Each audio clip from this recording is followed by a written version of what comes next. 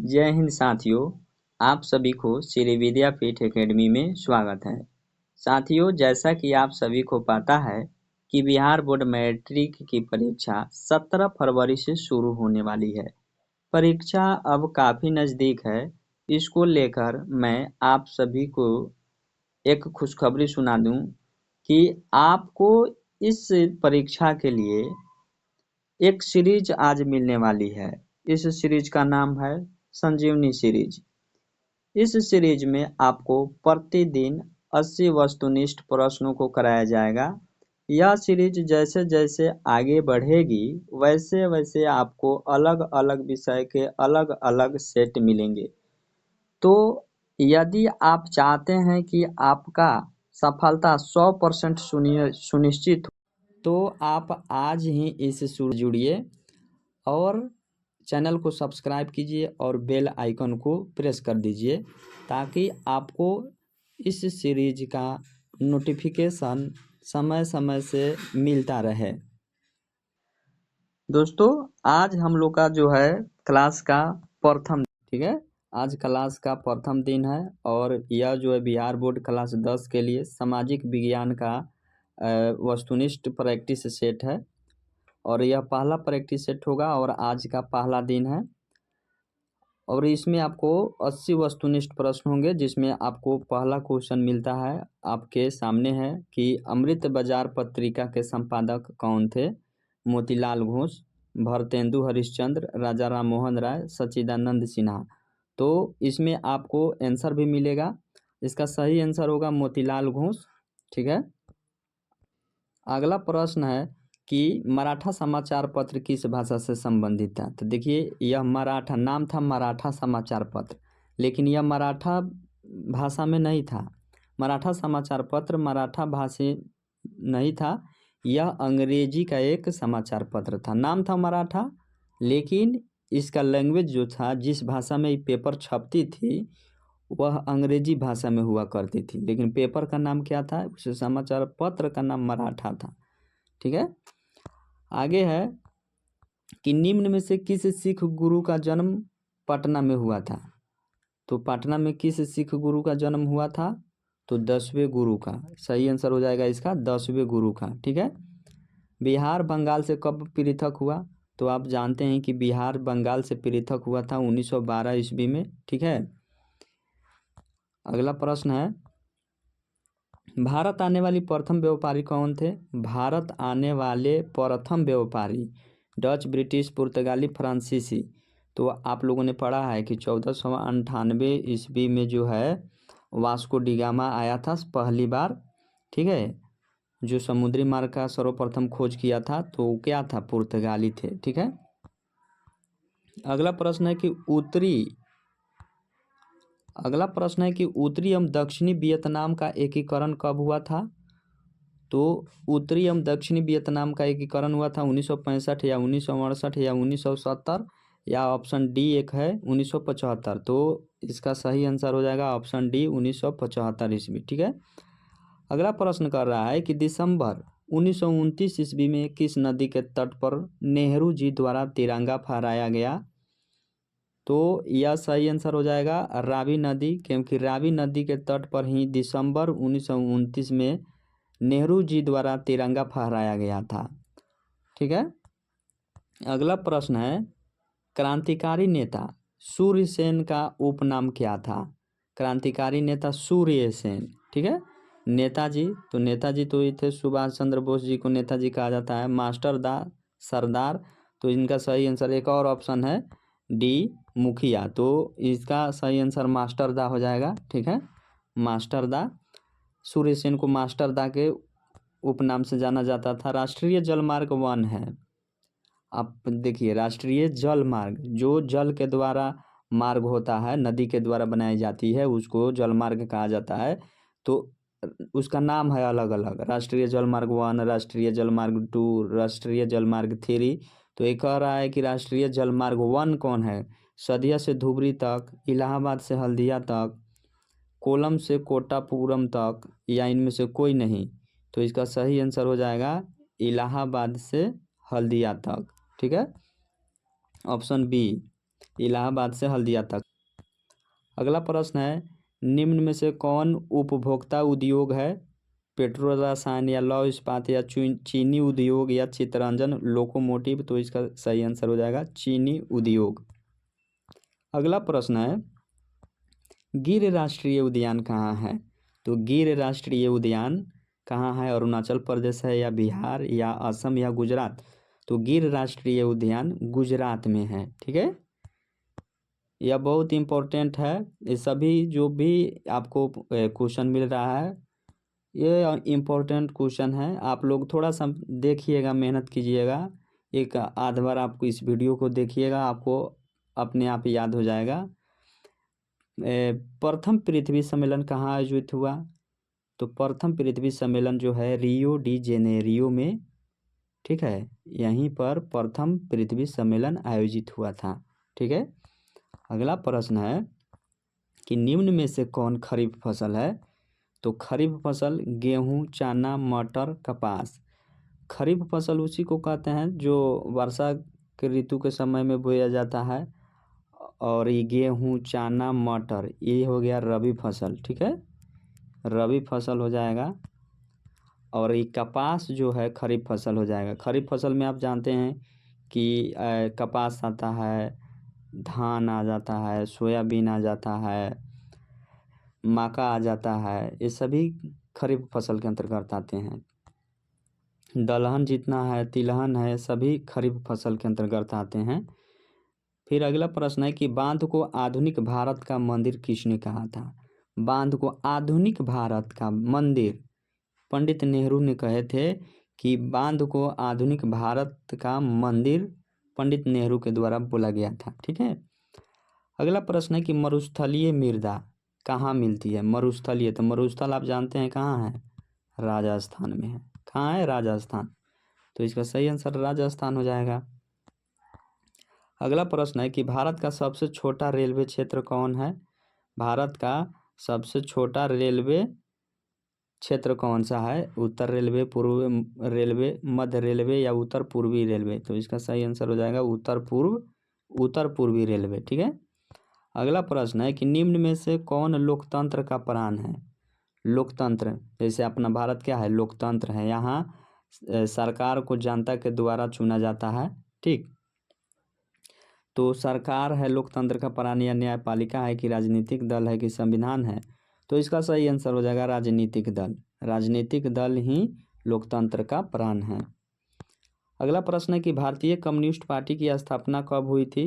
तो भारतीय communist party की स्थापना हुई थी 1925 ईस्वी में। ठीक है, और भारतीय जनता पार्टी यानी बीजेपी की स्थापना 1980 में हुआ था। ठीक है, अगला प्रश्न है, और कांग्रेस का तो आप लोग जानते हैं 1885 ईस्वी में हुआ था मुंबई में। किसने कहा लोकतंत्र जनता का, जनता के लिए तथा जनता के द्वारा शासन है? तो यह बात जो कहे थे वो अब्राहम लिंकन थे। ठीक है, अब्राहम लिंकन थे। अगला प्रश्न है, भारत में कौन सा शासन प्रणाली है? अध्यक्षीय व्यवस्था है या राजशाही व्यवस्था है या तानाशाही व्यवस्था है या संसदीय व्यवस्था है?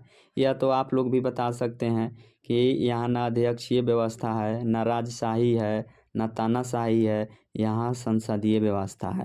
जो भी काम होता है यहाँ संसद के द्वारा बनाए गए विधि कानून के द्वारा ही होता है। ठीक है, अगला प्रश्न है कि भारत में वोट देने के लिए न्यूनतम आयु क्या है? तो ये चीज़ तो आप लोग भी जानते हैं कि भारत में वोट देने के लिए न्यूनतम आयु क्या है, कितना होना चाहिए? कितने साल पर आप लोग वोटर आईडी में अपना नाम जुड़वाते हैं? 18 वर्ष की आयु हो जाता है, यानी 18 वर्ष या 18 वर्ष से अधिक जब आपकी आयु हो जाती है तो आप वोट देने के लिए मतलब कि तैयार हो जाते हैं, आप वोटर आईडी बनवा सकते हैं। ठीक, अगला प्रश्न है कि लोकतंत्र की सफलता की चुनौती है। देखिए, लोकतंत्र की सफलता की चुनौती क्या है? अफसरशाही, अशिक्षा, जातिवाद। देखिए, अफसरशाही भी लोकतंत्र की सफलता की चुनौती है। यह एक चुनौती है कि अफसरशाही को कैसे रोका जाए, अशिक्षा को समाप्त करना, जातिवाद को, ये सभी जो है चुनौती है लोकतंत्र की सफलता के लिए। ठीक है, तो इनमें डी ऑप्शन हो जाएगा।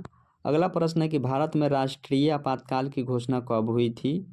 भारत में राष्ट्रीय आपातकाल की घोषणा हुआ था, ठीक है, वह कब हुआ था? तो 1975 ईस्वी में हुआ था, ठीक है। उस इंदिरा गांधी प्रधानमंत्री थी उन समय में। तो 1975 ईस्वी में सुनामी प्रभावित क्षेत्र में मकानों का निर्माण कहाँ करना चाहिए? यह प्रश्न आप लोग खुद से बताइए कि इस क्षेत्र में जहाँ पर सुनामी प्रभावित क्षेत्र है वहाँ अगर मकान का निर्माण करते हैं तो कहाँ करना चाहिए? सागर तट के निकट करना चाहिए या दूर करनी चाहिए या मैंग्रोव वन में करनी चाहिए? इनमें से कोई नहीं।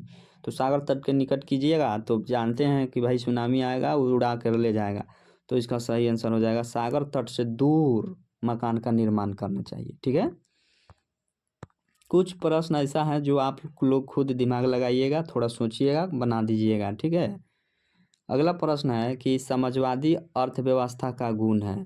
समाजवादी लोग कहते हैं, बहुत सारे नेता कहते हैं कि हम समाजवादी सोच के नेता हैं, हम लोग समाजवादी हैं। तो समाजवादी का अर्थव्यवस्था का कौन सा गुण है? निजी लाभ के लिए मूल्य तंत्र या सामाजिक कल्याण या या साधनों का निजी स्वामित्व। तब देखिए इसमें सामाजिक कल्याण का जो है सी ऑप्शन यह गुण आएगा कि समाजवादी अर्थव्यवस्था का गुण सामाजिक कल्याण होता है। अगला प्रश्न है कि विकसित देश की आय में वृद्धि के लिए किस पद का प्रयोग होता है?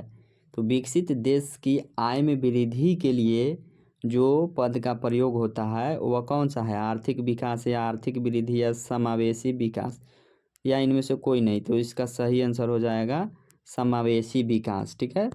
अगला प्रश्न है कि निम्न में कौन प्लास्टिक मुद्रा है? निम्न में कौन प्लास्टिक मुद्रा है? चेक प्लास्टिक मुद्रा है या बैंक ड्राफ्ट या डेबिट कार्ड या करेंसी नोट? यानी प्लास्टिक का कौन होता है? तो डेबिट कार्ड ही प्लास्टिक का होता है, चेक तो आपको कागज़ का होता है, बैंक ड्राफ्ट कागज़ का होता है, करेंसी कागज़ होता है, डेबिट कार्ड प्लास्टिक का होता है, ठीक है। कुछ चीज़ है आप लोग खुद से बना सकते हैं, बहुत आसान होती है। अगला प्रश्न है कि भारत में सकल घरेलू उत्पाद में किस क्षेत्र का आयोजन सर्वाधिक है? कृषि क्षेत्र का, औद्योगिक क्षेत्र, सेवा क्षेत्र या इनमें से कोई नहीं। तो भारत में सकल घरेलू उत्पाद में किस क्षेत्र का योगदान कह रहा है कि सर्वाधिक है? तो सर्वाधिक जो है वह है सेवा क्षेत्र का, ठीक है। ऑप्शन सी इसका सही आंसर है। अगला प्रश्न है छिपी बेरोजगारी पाई जाती है सेवा क्षेत्र में, कृषि क्षेत्र में, औद्योगिक क्षेत्र में, इनमें से कोई नहीं। तो छिपी बेरोजगारी यानी कि उसमें बेरोजगारी छिपा हुआ रहता है, दिखाई ही नहीं देगा। तो वो कौन सा क्षेत्र है जिसमें बेरोजगारी छिपी हुई पाई जाती है? तो कृषि क्षेत्र में। अब देखिएगा कृषि करने वाले लोग को दिन भर खेते में काम करेंगे और हाथ में मिलता है कुछ नहीं, ठीक है। तो अगला प्रश्न है कि रूस की मुद्रा क्या है? तो रूस की मुद्रा क्या है? रियाल है, रूबल है, टाका है? तो इसका सही आंसर हो जाएगा रूबल, ठीक है, रूबल। अगला प्रश्न है कि साख का आधार क्या है? साख का आधार क्या है? तो साख का आधार होता है विश्वास, ठीक है। साख बनता है विश्वास से, विश्वास, बचत, निवेश, उपभोग, यानी कि विश्वास, ठीक है। जैसे क्रेडिट कार्ड किसी को मिला है तो देखिएगा वह विश्वास पर ही मिलता है कि आप उससे खर्चा कीजिए और फिर समय से पहले आप हमारा पैसा दे दीजिए। तो साख कैसे बनता है? जब तक आप विश्वास किसी के साथ ही, बैंक हो या कोई व्यक्ति हो, उसके साथ नहीं बनाए, विश्वास नहीं बनाइएगा तब तक आपकी साख नहीं बनेगा, ठीक है। अगला प्रश्न है कि वस्तुओं और सेवाओं को अपने उपयोग के लिए कौन खरीदता है? वस्तुओं और सेवाओं को अपने उपयोग के लिए कौन खरीदता है? सेवा प्रदाता, उत्पादक, उपभोक्ता या दुकानदार? तो वस्तु और सेवाओं को अपने उपयोग के लिए कौन? उपभोक्ता खरीदेगा ना। सही आंसर हो जाएगा उपभोक्ता। वायु परिवहन का राष्ट्रीयकरण कब किया गया था? जैसे वायु परिवहन में हवाई जहाज़, इनका राष्ट्रीयकरण कब किया गया? तो इसका ऑप्शन आप देखिए 1933, 1947, 1950 या 1953। तो भारत को आज़ादी मिला था 1947। उसके बाद में बहुत सारे चीज़ का राष्ट्रीयकरण किया गया। उसी में 1953 में आपको ये जो था वायु परिवहन को राष्ट्रीयकरण कर दिया गया। ठीक है। अगला प्रश्न है कि विश्व का प्राचीनतम परिवहन साधन क्या है। विश्व का प्राचीनतम परिवहन यानी बहुत पुराना पूछ रहा है कि जो परिवहन साधन था वो क्या था। जल परिवहन था या रेल परिवहन था या हवाई परिवहन था या इनमें से कोई नहीं था। तो रेल परिवहन हवाई परिवहन तो बाद में आया। जल परिवहन के पहले लोग नावों से यात्रा करते थे ना, उस समय रेल नहीं थे, हवाई जहाज नहीं थे। तो ऑप्शन ए इसका सही आंसर हो जाएगा। मोरमू गांव बंदरगाह कहाँ है। मोरमू गांव, गांव गांव आ जाएगा तो गांव से गोवा चल जाइएगा। ठीक है। मारमो गांव कह रहा है ना, गांव से गोवा, इसका सही आंसर हो जाएगा गोवा, गोवा में है। ठीक। अगला प्रश्न कर रहा है कि कांडला विशेष आर्थिक क्षेत्र कहाँ है। कांडला विशेष आर्थिक क्षेत्र कहाँ है। महाराष्ट्र में, केरल, पश्चिम बंगाल या गुजरात। तो कांडला गुजरात में है। अगला प्रश्न है कि कहलगांव तापीय विद्युत परियोजना कहाँ है। कहलगांव, ये कहलगांव तापीय विद्युत परियोजना कर रहा है। ये गांव से गोवा नहीं जाइएगा, कहलगांव तापीय विद्युत परियोजना कर रहा है, वो बंदरगाह था। ठीक है। तो एक भागलपुर ऑप्शन में है, उसके बाद मुंगेर, जमुई, औरंगाबाद है। तो भागलपुर इसका सही आंसर है। भागलपुर में ही कहलगांव तापीय विद्युत ऊर्जा संयंत्र है। ठीक है। अगला प्रश्न है जलवेरिन संबंधित था क्रांतिकारियों से, व्यापारियों से, विद्वानों से, पादरियों से। तो इसका सही आंसर हो जाएगा व्यापारियों से। ठीक है। अगला प्रश्न है कि जर्मन राइन राज्य का निर्माण किसने किया था। जर्मन राइन राज्य का निर्माण किसने किया था। लुई 18वां ऑप्शन ए में है, और ऑप्शन बी कह रहा है नेपोलियन बोनापार्ट या नेपोलियन तृतीय या बिस्मार्क। तो इसका सही आंसर हो जाएगा नेपोलियन बोनापार्ट। ठीक है, नेपोलियन बोनापार्ट। अगला प्रश्न है कि वियना सम्मेलन हुआ था। वियना सम्मेलन कहाँ हुआ था, कब हुआ था। तो 1815 या 1848 या 1870 या 1871। तो 1815 ईस्वी में वियना सम्मेलन हुआ था। अगला प्रश्न है कि निम्न में से कौन जीवाश्म ईंधन है। जीवाश्म ईंधन कोयला, पेट्रोलियम, प्राकृतिक गैस, इनमें से सभी। तो इनमें से सभी क्या है, इनमें से सभी जीवाश्म ईंधन है। ठीक है। अगला प्रश्न है कि भारत का प्रथम परमाणु विद्युत गिरी कहाँ है। कल्पाकम, कैगा, नरौरा, तारापुर। तो इसका सही आंसर हो जाएगा तारापुर। अगला प्रश्न है कि मणिकरण भूतापीय ऊर्जा संयंत्र किस राज्य में है। मणिकरण भूतापीय ऊर्जा संयंत्र पंजाब में, उत्तराखंड में या हिमाचल प्रदेश या मणिपुर में। तो इसका सही आंसर है हिमाचल प्रदेश में। अगला प्रश्न पर चलिए, सिंदरी किस उद्योग के लिए जाना जाता है। सिंदरी किस उद्योग के लिए जाना जाता है। सीमेंट उद्योग, उर्वरक उद्योग, लौह उद्योग या सूती वस्त्र उद्योग। आंसर है उर्वरक उद्योग के लिए। ठीक है। अगला प्रश्न है, एशिया में सबसे पुराना रेलवे वर्कशॉप कौन है। एशिया में सबसे पुराना रेलवे वर्कशॉप को पूछ रहा है। Chittaranjan locomotive, Nagpur railway workshop, Jamalpur railway workshop या अमृतसर रेलवे वर्कशॉप। तो इसका सही आंसर हो जाएगा जमालपुर रेलवे वर्कशॉप। अगला प्रश्न है, सिलिकॉन शहर के नाम से कौन प्रसिद्ध है। यह बहुत ही इम्पोर्टेंट प्रश्न है। सिलिकॉन आपको बेंगलुरु शहर को सिलिकॉन शहर के नाम से जाना जाता है। ठीक है। अगला प्रश्न है, मंदार पहाड़ी किस जिले में है। मंदार पहाड़ी किस जिले में है। मुंगेर में है या भागलपुर में है या बांका में है या आपको बक्सर में है। तो इसका सही आंसर हो जाएगा बांका में है। ठीक है।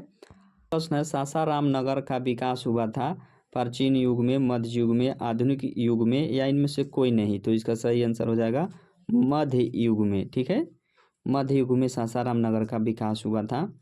अगला प्रश्न है, इटली के एकीकरण में निम्न में किसने योगदान किया था। मेजिनी, गैरिबाल्डी, काउंट काबूर, इनमें से सभी।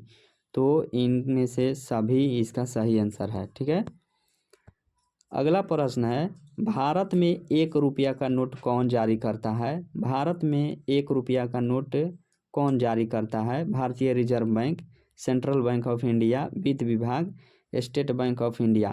तो देखिए ये सब भारतीय रिजर्व बैंक भी नहीं है, इसमें वित्त विभाग आ जाएगा। 1 रुपया का नोट जारी करता है वित्त विभाग। ठीक है, अगला प्रश्न देखिए, पर कह रहा है कि प्राथमिक क्षेत्र में कौन सी आर्थिक क्रिया शामिल है? कृषि, खनन, पशुपालन, इनमें से सभी। तो इसका सही आंसर हो जाएगा इनमें से सभी। कौन साख मुद्रा का उदाहरण है? करेंसी नोट, बैंक ड्राफ्ट, सिक्के, इनमें से कोई नहीं। तो करेंसी नोट नहीं होगा, सिक्का नहीं होगा, बैंक ड्राफ्ट जो है साख मुद्रा का उदाहरण है। अगला प्रश्न है, विश्व व्यापार संगठन की स्थापना कब हुई? विश्व व्यापार संगठन की स्थापना कब हुई थी?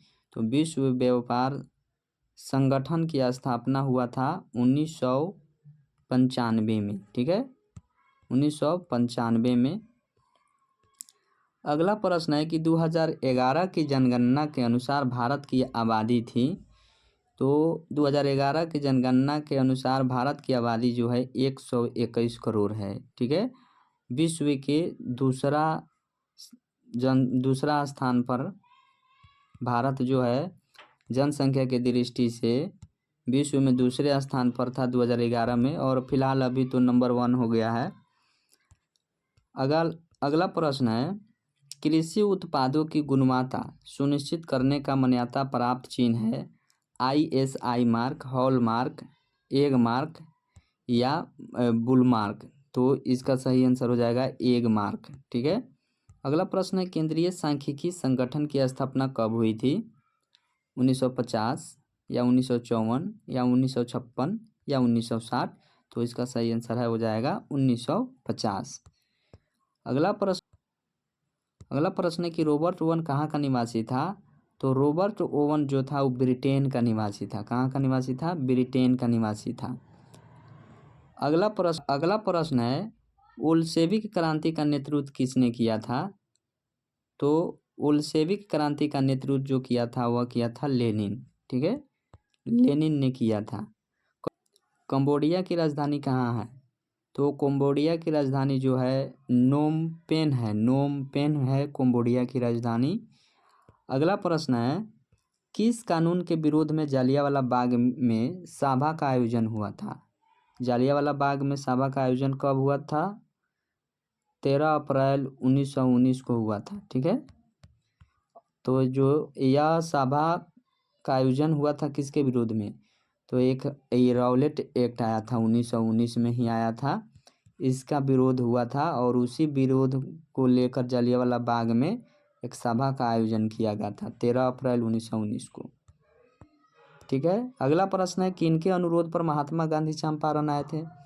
तो महात्मा गांधी जो आए थे चंपारण में राजकुमार शुक्ल के अनुरोध पर महात्मा गांधी आए थे। कब? 1917 ईस्वी में आए थे। ठीक है, प्रश्न है, वल्लभ भाई पटेल को सरदार की उपाधि किस किसान आंदोलन के दौरान दी गई थी? बारदोली, अहमदाबाद, खेड़ा या चंपारण। तो वल्लभ भाई पटेल को सरदार की उपाधि जो मिला था बारदोली किसान आंदोलन के दौरान दिया गया था। ठीक है, अगला प्रश्न है कि फ्लाइंग शटल का आविष्कार किसने किया था? James Watt, Humphry Davy, John Kay, Thomas Bell. तो इसका सही आंसर हो जाएगा जॉन के। अगला प्रश्न है, भारत में पहली जूट मिल कहाँ स्थापित की गई थी? भारत में पहला जूट मिल जो स्थापित किया गया था वह किया गया था कोलकाता में। ठीक है, कोलकाता में किया गया था।